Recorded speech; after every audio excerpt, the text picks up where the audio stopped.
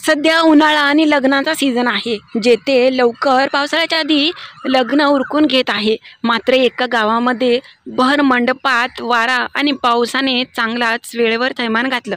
ह्याच्यामध्ये अगदी नवरा नवरीची आणि पाहुण्या रावळ्यांची कशी तारांबळ उडली तेच आपण पाहणार आहोत.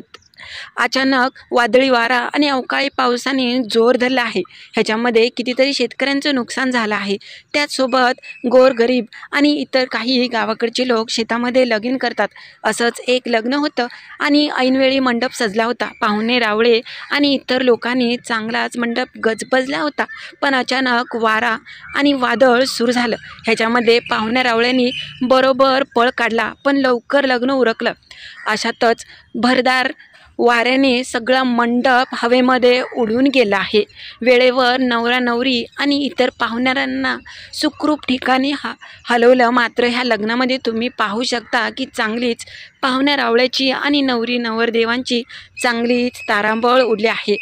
जेवणसुद्धा करता आलं नाही आणि अशामध्ये लवकर लग्न आटपणं खूप गरजेचं आहे. तुम्हाला काय वाटतं, अचानक सुरू झालेल्या ह्या वादळी वाऱ्यामुळे खूप लोकांचं नुकसान झालं का ते नक्की कळवा. आणि नवीन असाल तर आपल्या चॅनलला लाईक आणि सबस्क्राईब करायला जराही विसरू नका.